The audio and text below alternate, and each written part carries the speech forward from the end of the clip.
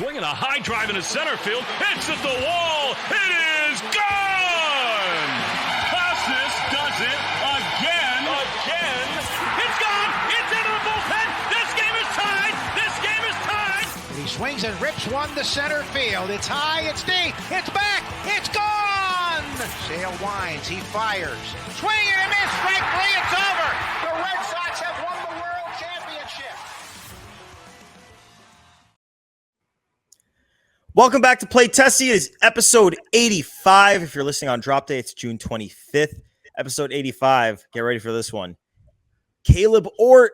It's the Caleb Ort episode, which means the episode might be bad, but I think we're going to try to make it not bad.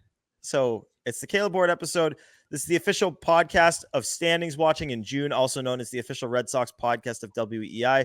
Remember, before we get going here, hit that subscribe button, whether you're on Apple, Spotify, or the Odyssey app. Hit the subscribe button. Rate us 5 stars. It helps us out a ton. Check us out on YouTube. We're on the WEI YouTube page. We've got our own playlist. You can go to our videos. You can hit the thumbs up on them. It helps us out a ton. You can help the Play Tessie fellas out. Here with Sammy, here with Pat. By the way, follow us on the socials at Play Tessie on Twitter and Instagram. But I'm here with Sammy and Pat with Joe in the back.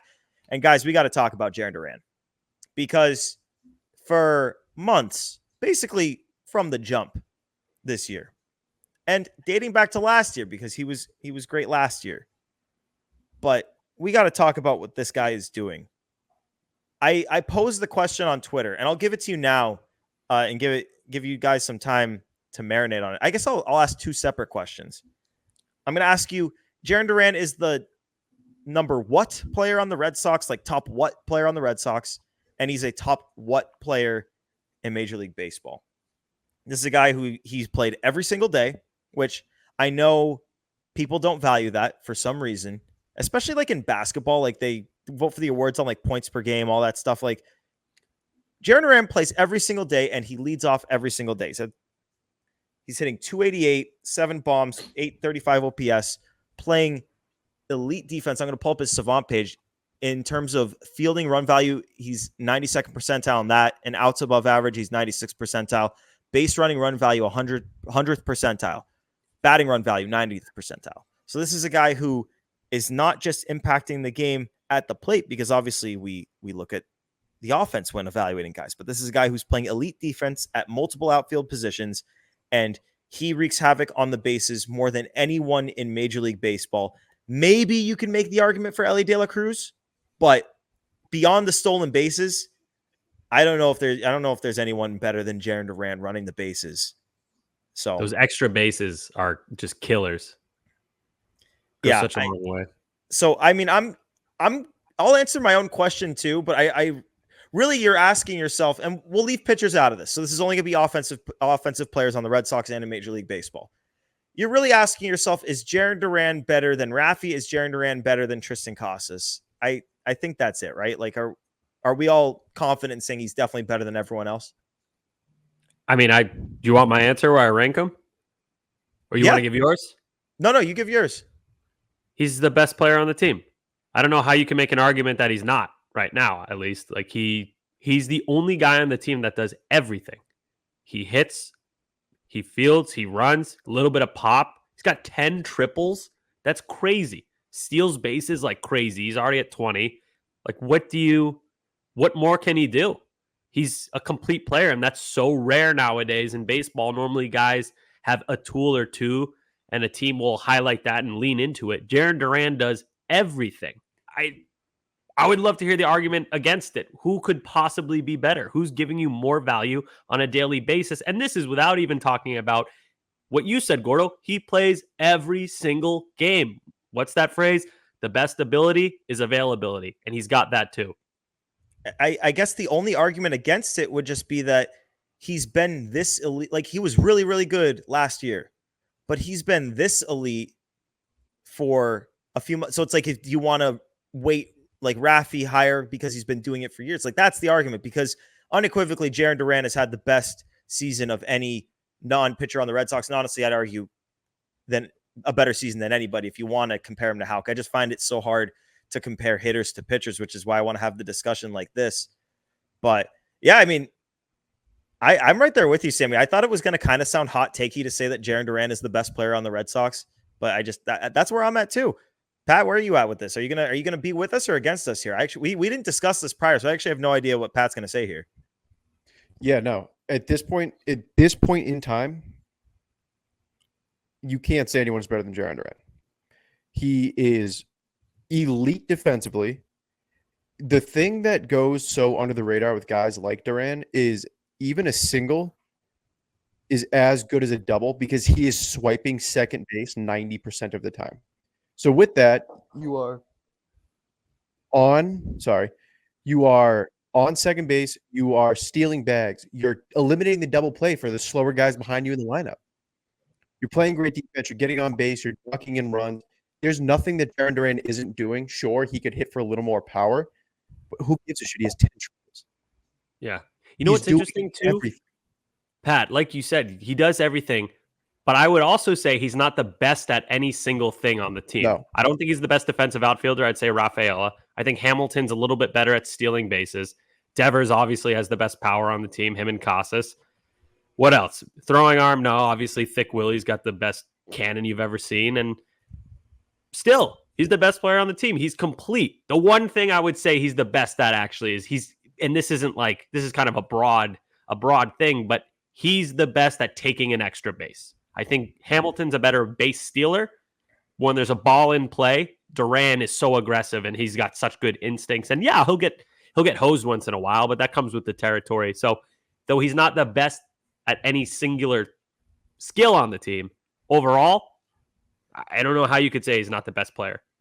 And not for nothing, too. One thing that we talked about all offseason, and especially when we were talking about should the Red Sox bring Justin Turner back, is where's the leadership on this team going to come from? The Sox don't have a ton of veteran players. We wondered it all offseason. Is Rafi going to be that guy? Like, he maybe showed some signs of spring training. I don't know. But listen to some of these quotes that Alex Cora said this weekend about Jarren Duran. He said, this is going to set the organization for the future, having a guy that when those prospects make it here, they look up to. We love Rafi the way he is, just play and lead by example. But as a group, we need somebody that people look up to, right? Who better than the leadoff guy that plays every day, and he's been great in the clubhouse. I'm trying to find the leader for this organization. He's going to help us not only this year, but he's going to help everybody in the future. He loves it and he understands it. He's becoming a guy. So he came around quickly too. Like, remember earlier in the year, he had that publicized meltdown in the locker room where he dropped the fly ball that he obviously should have caught. He's punching the locker. He's saying, I effing suck. And now look at him now, man. It's crazy, the turnaround. I don't know what you attribute that to. Like, is it him being mature? Is it Cora's leadership? It's probably a combo of everything. But for us, it's just awesome to watch. And you see him on the field at Fenway. He's so comfortable. And it didn't look like he was comfortable in the seasons prior. It looked like he was kind of trying to figure out who he was. His batting stance would change every few games, it seemed. And now he's got that kind of chill lean back thing that he's doing with his hands a little bit lower. Then he loads. Just everything is coming together for Jarren Duran. And by all accounts, a good dude. So we're happy to see it. Obviously, as Red Sox fans, we friggin' love it. And I don't think there's anything better than when he hits a ball down the first baseline and it gets in that right field corner and you're like, oh, go, go, go, go, go. That's the best. It's interesting because, like, I feel like the one knock you could have had on Jarren up until really recently was the power. It's like he had only had a couple home runs in the first month and a half, 2 months, whatever. He's been hitting for more power lately. He's been a guy that we've been willing to pick in crystal bombs. Like, it's crazy. It's crazy that we are in agreement here that he's the best player on the Red Sox. But, like, the fact of the matter is he sets the table offensively. I'm not going to say that he's the best hitter on the team, but he's probably the best base runner on the team. He's one of the best defensive players on the team, and he's one of the best offensive players on the team. And now he's becoming a leader of the team. He is doing everything that you could ask for. And it's just crazy to me that there were reports out there this offseason that he was almost traded. Could you imagine? I think they should trade him for prospects at the deadline. I asked, like, I remember, I asked a couple weeks ago, like, what would a trade return for Jarren Duran be? And I remember I, like, compared it to Dalton Varsho because Jarren has the same amount of trade value or years of control left as Varsho had at the time that he was traded if you did it this coming off season. And it was like he got Moreno, the top whatever 10 prospect at the time, and he's been really good. And Lourdes Gurriel also really good. Now, it's like now that I don't even like it. Trading him is just not even an option. Like, no, you can't trade. You can't trade him. And you know what's also interesting? We were talking about the logjam in the outfield this is probably like a month and a half ago. The four of us were talking about the logjam and somebody's got to go. And I think it was pretty much a consensus that we all said, yeah, it's probably going to be Duran. You know, Wilyer Abreu's younger. Cedon is already locked up. You're not going to get rid of Roman Anthony. He's going to be a top 10 prospect in Major League Baseball soon enough. Yoshida's already locked down. You're not going to get anything for him. He's barely in the conversation. Ref Snyder, not enough value. You're probably just going to keep him. What's the point? And now it's like the thought of trading Jarren Duran is insane. It's completely crazy. You can't do it. It's crazy how it changes so fast because like these are conversations that we didn't have all that long ago. But the fact of the matter is he's probably the most important player in your organization right now. And I know it sounds crazy just because like we had different conversations and I know like guys get hot and guys get cold, but I want to ask you guys a couple of questions because this is actually a true test here. Jarren Duran or J-Rod? Oh man, that's so well. Here's the difference: is that J-Rod is 23 years old, and Jarren Duran, I think, is what? He's 27. Yeah, Yep. So you gotta go J-Rod. I love Jarren Duran, but dude, Julio Rodriguez is probably going to be like don't feel bad for picking J-Rod. This would have been a stupid question even like a few weeks ago. So like, don't feel bad. You're allowed to pick like this isn't like I'm trying to think of what I would say. Pat, do you have an answer for this? I'm still thinking. Oh, it's J-Rod. It's J-Rod. J-Rod, not this year though. I mean, Duran's been a lot better this year. It's just J-Rod. You've seen what he can do. That's a guy who's going to be like a 30 guy 5 with a years. Gold Glove. Yeah. And not for nothing. J-Rod got extended and his deal is basically like he's only going to make crazy amounts of money if he's worth crazy amounts of money. And obviously Duran is not extended. Granted, he at this point has 4.5 years of control left. So it's not like it has to be on the forefront of your mind. I'm going to ask you guys another one because J-Rod has had a down year this year, but I don't think that it has people worried. I'm going to give you another guy. And like, I guess it's just a coincidence that both these guys are having down years, but I'm thinking of speed outfield kind of guys. Corbin Carroll, he's having a down year and there's like tangible reasons for it. His quality of contact sucks, but it's Corbin Carroll. He was amazing last year and he's a kid and will probably be amazing in the future. Corbin Carroll or Jarren Duran? Corbin Carroll's actually, I think he's older than Julio Rodriguez, if I'm not mistaken, by like 6 months or so, something like that. But who is the better player? Well, right now it's Duran, but who would I rather? This is like it's not like who would you rather have for years to come, and it's also not who is better today. It's like if you had to pick a guy for like I don't know the rest of the season and next year, who? I'll take Jarren Duran over both those guys for the rest of this year and next year. Yeah. Oh, for next, sure. I'll take him for the rest of this year and next year. If I'm looking at like the contracts and which player / contract would I rather, you have to go. Well, it's hard. 4 years they're both younger extended. than Duran. They're both younger and they're both extended. But it's who's better, not in this exact moment in time, because I don't think you could make an art like Jarren Duran might be like in this exact moment in time, he might be playing better than anyone right now.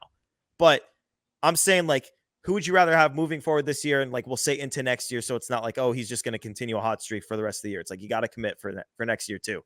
I think I would still go J-Rod. I think I'd go Duran because I feel like Duran is in his prime right now. This is Jarren Duran entering his prime. I think Julio is still 2-3 years away. And I think Corbin Carroll also 2-3 years away. And so if we're just talking this year and next, give me Duran. All right. Pat, do you change your answer from J-Rod? If I had to rate the three for this year and next year, I would go J-Rod, Duran, Corbin. I think J-Rod historically goes on absolute tears at the end of the year. So I think he's going to have a giant second half. And then next year, he'll be however old, 25. And he'll 24. be back to J-Rod. He's not even halfway. He's not even halfway through age 23. That's how young J-Rod is. He's 23 and 177 days old. So he's very young. Pat, I think I'm there with you though. J-Rod, Duran, Corbin Carroll. And this is going to lead me to my next question on Jarren Duran. He is a top blank player in Major League Baseball, not including pitchers. Oh, man. Okay. So you have to put the two Yankees guys, Judge and Soto. Bobby Witt. Bobby Witt is a freak. Gunnar. Who else we got? We're gonna forget. We're gonna forget somebody, and it's gonna be.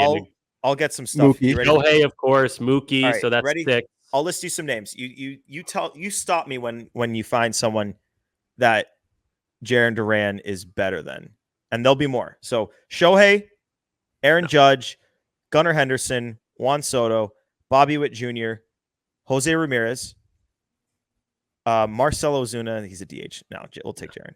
Yes. Freddie Freeman. Ooh. What are Freddie Freeman's numbers like this year? He is hitting 298, 11 home runs. He has 156 OPS plus. Okay. Sorry, Jarren. Not yet. Not quite. Okay. Soon. Mookie Betts will take Mookie. Bryce Harper. Let's see. Yordan Alvarez. Yes. Jarren does way more than Yordan. Yordan's hurt all the time. Okay. What about Tatis? Oh, Duran, easy. Look at Tatis's numbers. He's having a good but not great year. Agreed. Adley Rutschman as a catcher. No, Adley. Yeah, that's the best catcher in the world. You have to take Adley. Do we agree Jarren Duran over Ketel Marte? Yeah. Yes. Yeah. Super inconsistent. Kyle Tucker. I think I'm taking Tucker. How's Tucker's defense? Look at Tucker's numbers. I don't know what his defense is like. His offensive numbers are crazy this year, though. Yeah, he's so sneaky, like under the radar. I think he's just got a really boring name, and that hurts him. I've always had this theory about and a Kyle boring Tucker. face. He's got a boring face too. Yeah. Oh, holy shit. Yeah, he's got one of the best walk rates in Major League Baseball. All right, yeah, Kyle Tucker. Damn, sorry, Jarren. Tucker is 19 home runs, 40 RBI. Okay. Yeah, he's a good fielder. He's 69th percentile outs above average, so he's like pretty good. Okay. I'm going to list a few names off here. I'm just going to rattle a few off because I honestly think Jarren Duran might be better than all of them. William Contreras, Ellie De La Cruz, Willie Adames, Brian Reynolds, Christian Walker, Jose Altuve. No. I'm trying to... None of those guys. Marcus Semien. No. I think... No, I like that Semien plays every day. He's a very good player, but he just not as good. Francisco Lindor.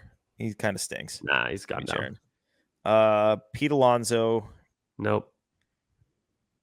Devers. We already answered that. So, okay, based on our answers, I think we're all saying top 20. 15-20 range. Yeah, that's wild. It's unbelievable. So, I mean, it's crazy to talk about it like that, but that's just, I mean, where it stands right now, that's just where it's been for all phases of the game. So let this be our argument for why Jarren Duran should make the All-Star team. Regardless of whether he gets voted in by the fans, this is a guy that better get voted in by the players and the coaches. The people playing against him better have an idea of how awesome this guy is. And he is a prime reason that the Red Sox have been able to stay right in the thick of this race, despite losing Tristan Casas for extended time, despite losing Trevor Story for the entirety of the season, Tyler O'Neill having multiple IL stints, Willie Abreu going on the IL, Devers missing time, Whitlock out for the year, Bayo going on the IL, Nick Pivetta going. I mean, I could go on and on and on. Like, these guys have missed tons of time, and it's shocking that the Red Sox are in the race, but Jarren Duran has been such a big part of it. I know that we want to get in another shout here for some all-star candidacy. Sammy, do you have Connor Wong's numbers in front of you right now?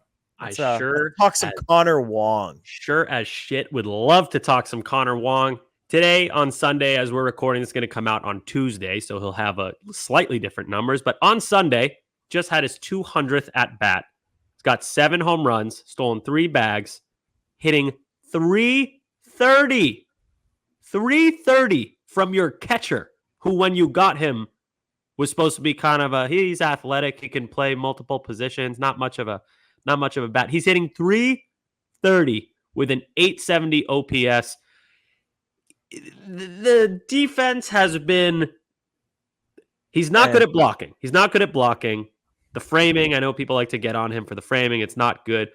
But he's solid at controlling the run game. Not as good as last year. He's taken a little bit of a step back in that department, but he's still got a cannon. He's got a really good pop time. So you could conceivably say that's probably going to go back up to where it was last year.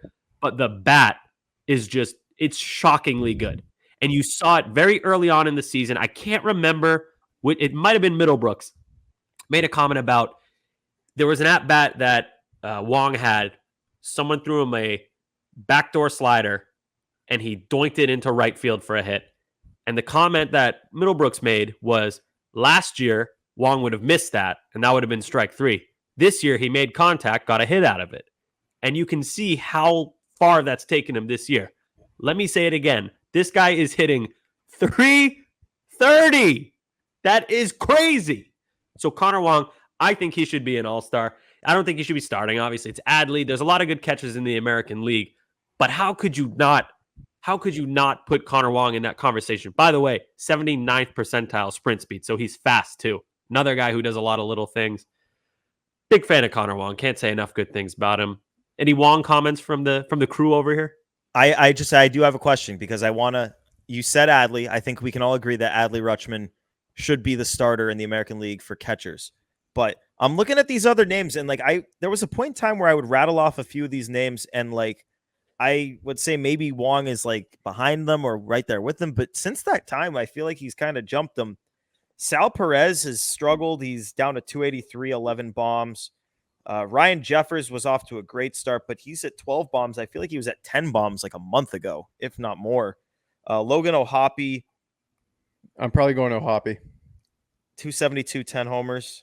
65 games, 10 home runs, 32 RBI, 120 OPS plus. How many catchers do they usually take? Is it 3 or is it 2? I think 2.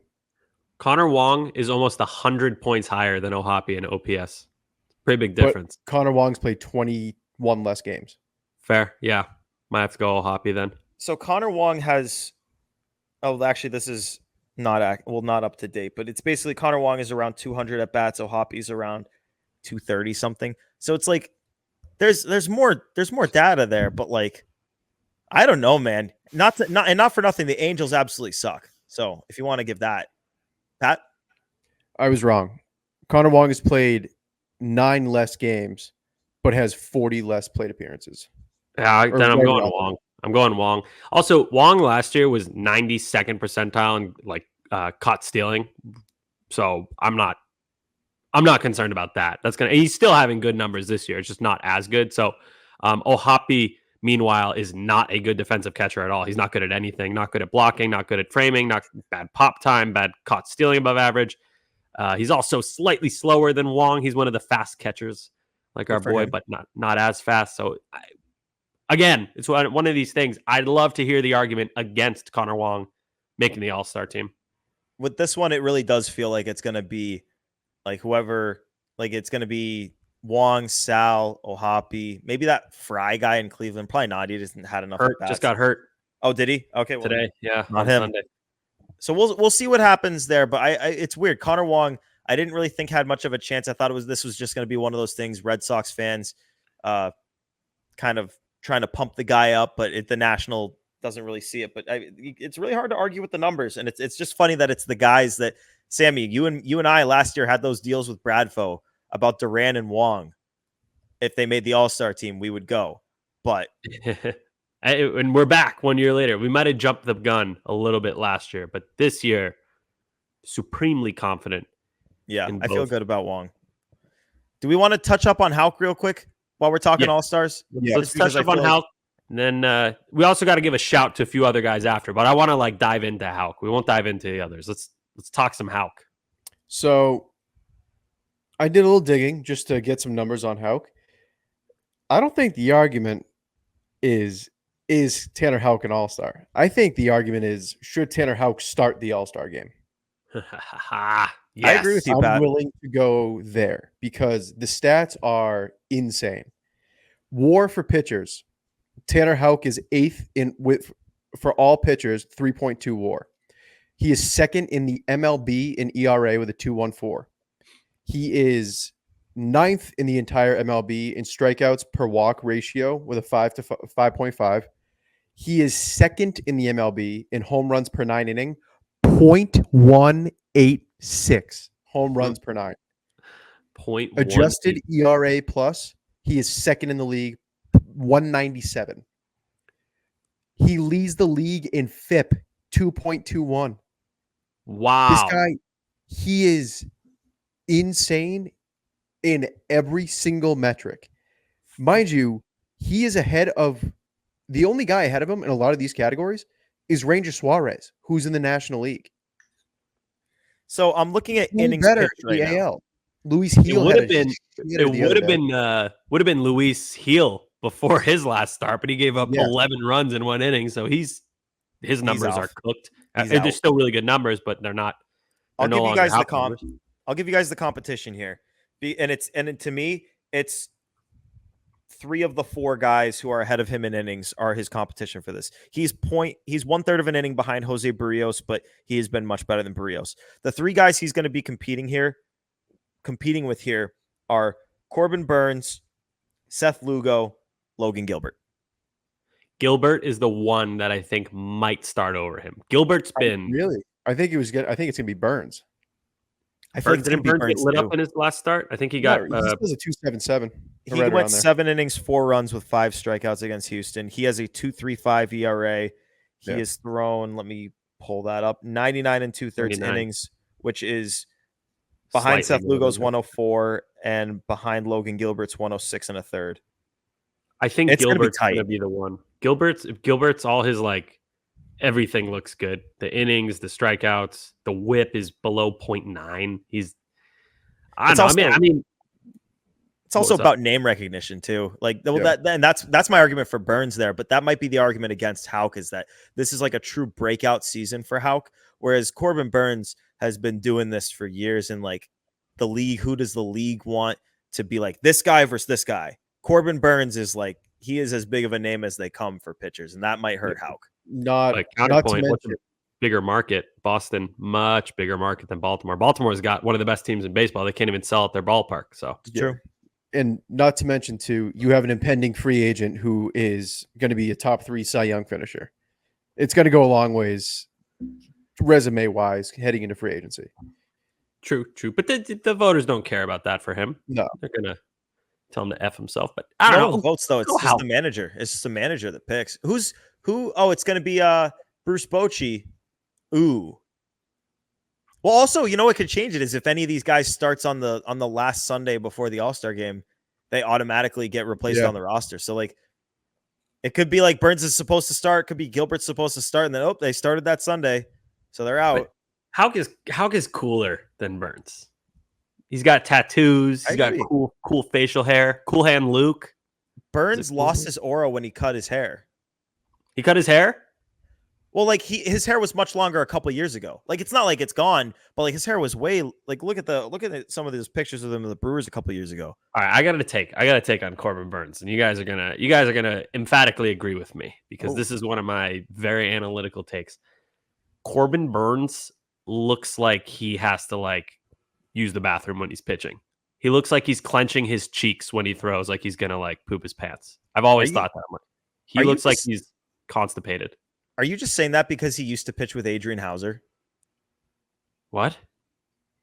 Did Hauser poop his pants? No, he threw up on the mound.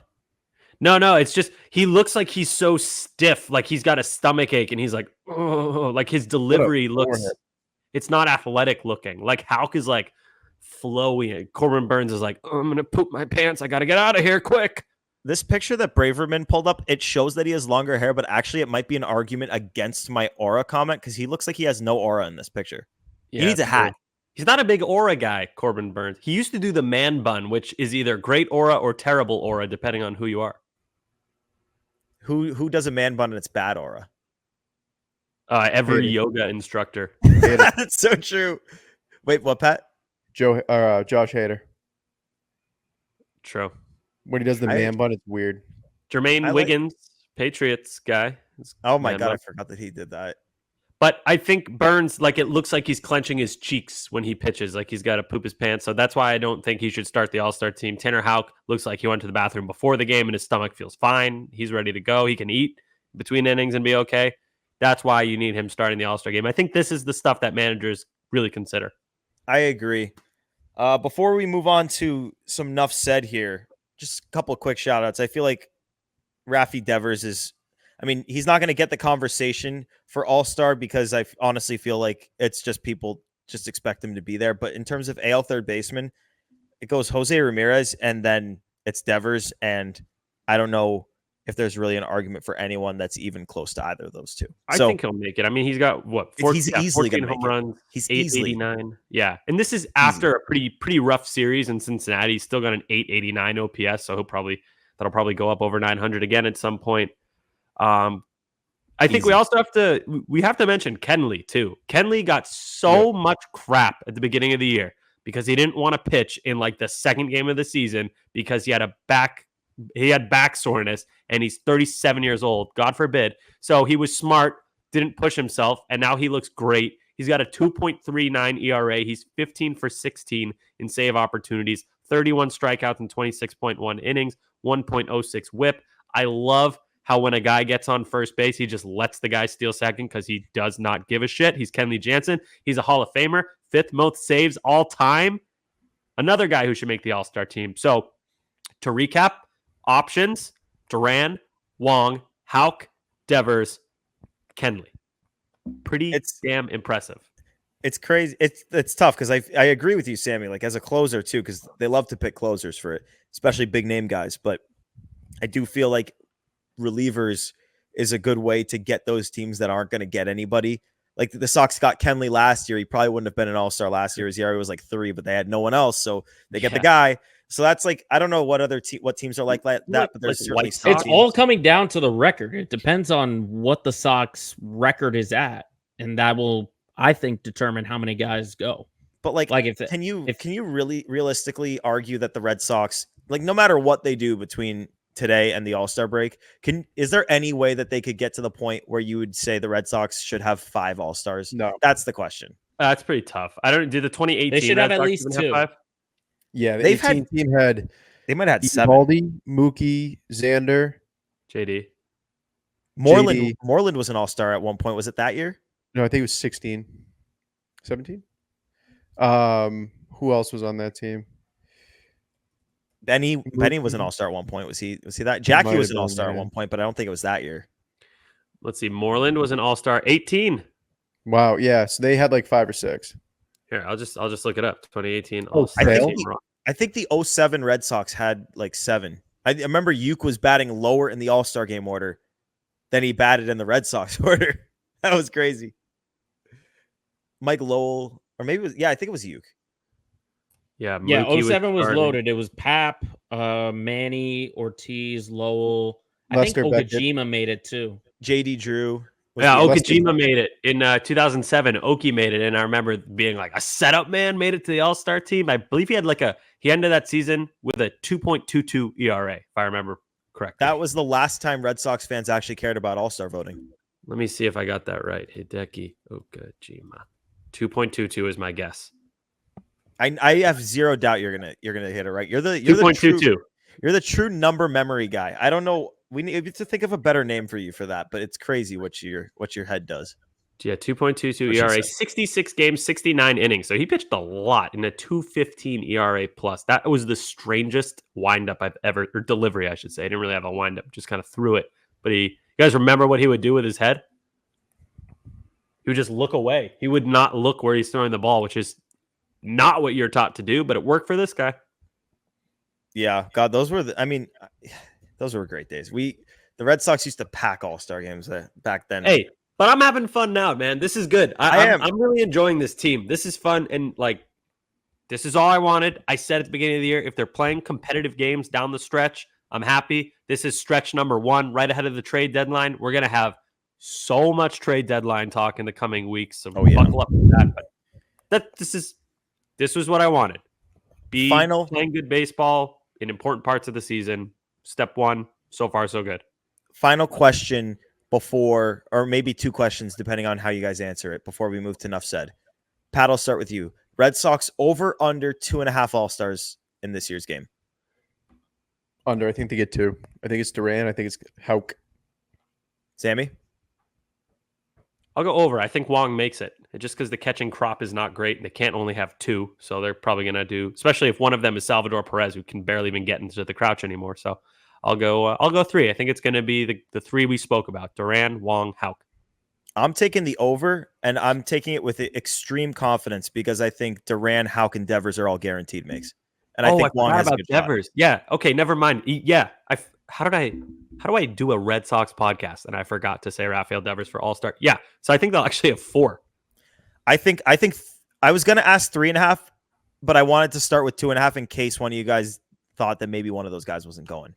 So I think Kenley's going to get snubbed just because there's not a lot of good closers, but there's ample, and he's on the lower end of the elite spectrum. He's been really good, but there's guys who have been better. There's so many relievers that like you could make the argument that Bernie should make it. You can make the argument that Kelly should make it. You can make the argument that Slayton's been great and should make, like Chris Martin could have made it last year. Like there's so many relievers that miss.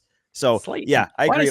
Slayton kind of look, I really like Slayton, but he's not even close. Why? You're the third person to say that to me. That's why I'm confused. I'm like, why are we saying Slayton? I'm not saying he should make it. I'm just saying like he's got an ERA probably within a half run of Kenley.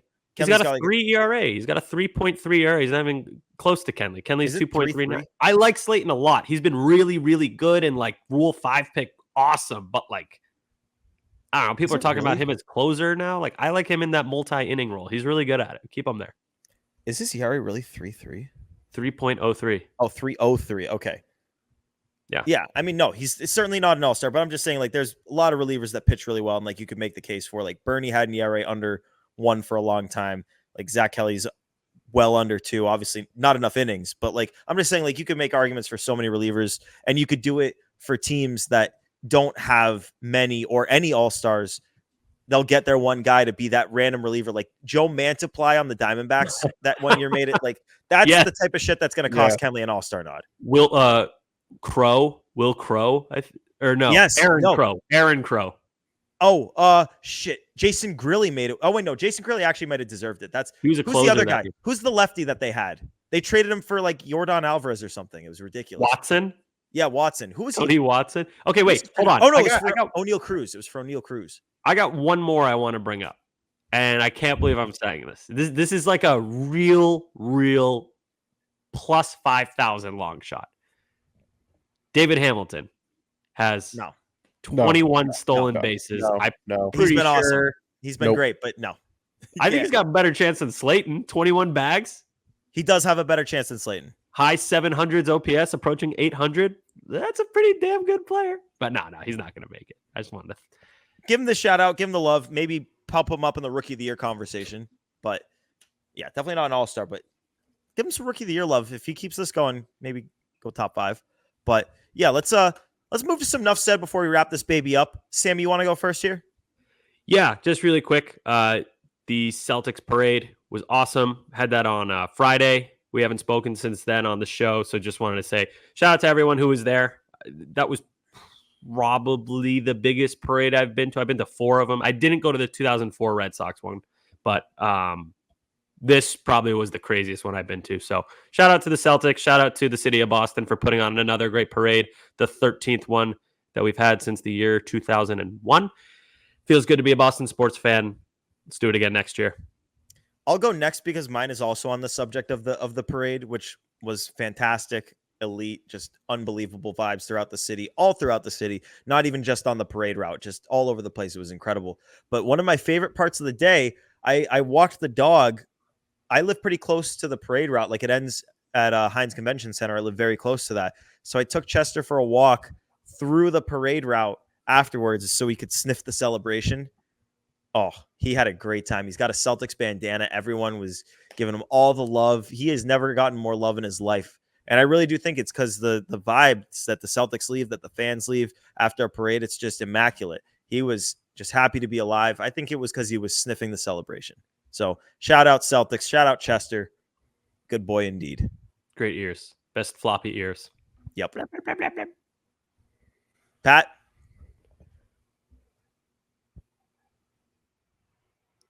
Do we lose Pat? Is Pat frozen? Trying to build a snowman? Pat is like moving up and down. Pat's He's typing. said is that Wi-Fi. Oh, Pat, are you back? He's back. Dude, I don't know I've never had issues. Anyways, I'm going to be the bearer of bad news here. It's going to be a sad week on Twitter because this is the week that the Bruins are likely trading Linus Hallmark. So mentally prepare yourselves for all of the edits of the goalie hugs, the Jeremy Swayman, Linus Hallmark romance. It's going to be a sad week. Dude, But- did we not learn anything from Nomar Garciaparra and Marcus Smart? What'd you say? You got to make these tough trades. I agree with you, Sammy. It's like the hardest thing in sports, but like sometimes to get where you need to go, you just got to make the tough move.